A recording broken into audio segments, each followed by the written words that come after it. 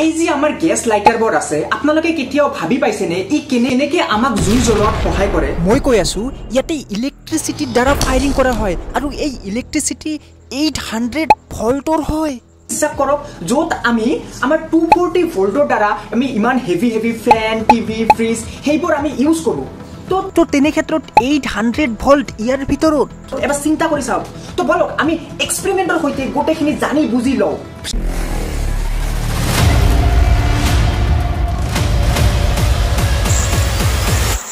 তো ইয়াতে সঁচাৰ ভোল্টেজ আছেনে মই অলপ পিছতে আপোনালোকক এক্সপেৰিমেণ্ট কৰি দেখুৱাম প্ৰথমতে আহক আমি জানি লওঁ ইয়াৰ ভিতৰত আছে কি কি ইয়াতে কাৰেণ্ট আহে ক'ৰ পৰা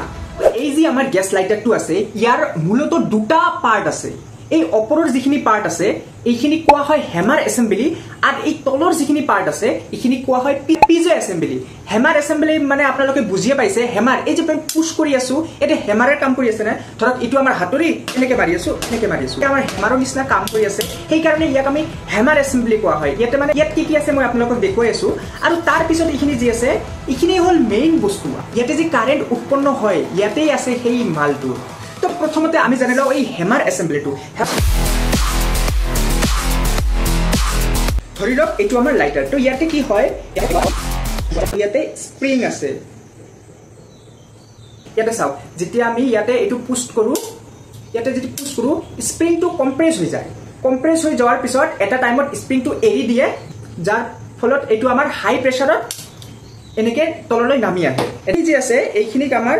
HA হেমাৰ এসেম্বলি বুলি কোৱা হয় গম পালে তো এতিয়া যি এই তলৰ যিখিনি ভাগ আছে এইখিনিক আমাৰ পিজো এসেম্বলি কোৱা হয় আৰু পিজো এসেম্বলিত মেইনলি তিনিটা বস্তু থাকে হল ইম্পেক্ট ৰড IR এটা হল ইম্পেক্ট ৰড আৰু এটা তলত হল ইগনিশন মানে জ্বলোৱা ৰড আপোনালোকে গমে পাইছে ইগনিশন ওয়াৰ্ডটো আৰু এই যে মাজত আছে ন এই মাজত যিখিনি ঠাই আছে এইখিনিত আছে আমাৰ মেইন বস্তুটো যাক পিজো ইলেক্ট্ৰিক ক্ৰিষ্টেল বুলি কোৱা হয় এই পিজো ইলেক্ট্ৰিক ক্ৰিষ্টেলৰ এটা বিশেষ গুণ আছে মানে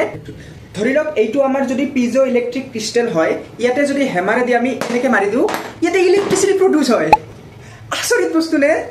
এনেকুৱা আচৰিত বস্তুও আছে পৃথিৱীত আপোনালোকে গম পালে এই যে হেমাৰ এসেম্বলি যিখিনিত আছে এইখিনিত আমাৰ কি কৰা হয় এনেকে হাই প্ৰেছাৰত এটা মাৰি দিয়া হয় আৰু এই হেমাৰটো কি কৰে আমাৰ এই যে আমাৰ পিজো ইলেক্ট্ৰিক ক্ৰিষ্টেল আছে তাতে মাৰি দিয়ে পিছত কি হয় ইয়াতে ইলেক্ট্ৰিচিটি প্ৰডিউস হয় আৰু কিমান ইলেক্ট্ৰিচিটি প্ৰডিউস হয় মই আপোনালোকক অলপ পিছতে এক্সপেৰিমেন্ট কৰি দেখুৱাই আছো তো গম পালে তো ইয়াতে যেতিয়া ইলেক্ট্ৰিচিটি প্ৰডিউস হয় এনেকে আহে আৰু এই ইলেক্ট্ৰিচিটিৰ দ্বাৰা ইয়াতে আমাৰ স্পাৰ্ক কৰে তো বুজি পালে আপোনালোকে আৰু এটা বস্তু চাওক এই যে আমাৰ গ্যাস লাইটাৰৰ বডিটো আছে এই যে যেটো ওপৰৰ ভাগ আছে এইখিনি ইয়াতে আছে নেগেটিভ চাৰ্জ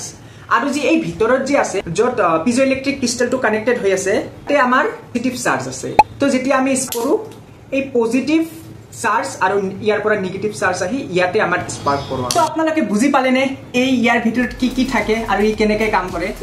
তো ইয়াতে সঁচাই কাৰেণ্ট আছে নে হয় সায়েন্স ফৰ্মুলা নিয়মটো তাকে কয় ইয়াতে কাৰেণ্ট আছে বাট আমাৰ অলপ বিশ্বাস কৰিবলৈ প্ৰব্লেম হয় যে ইয়াতে কেনেকৈ কাৰেণ্ট তো যি কি নহওক মই নেক্সট পাৰ্টত আপোনালোকক এইটো লাইভ এক্সপেৰিমেণ্ট কৰি দেখুৱাম যে ইয়াতে সঁচাই কাৰেণ্ট আছেনে আৰু থাকিলে কিমান ভোল্টলৈকে থাকিব পাৰে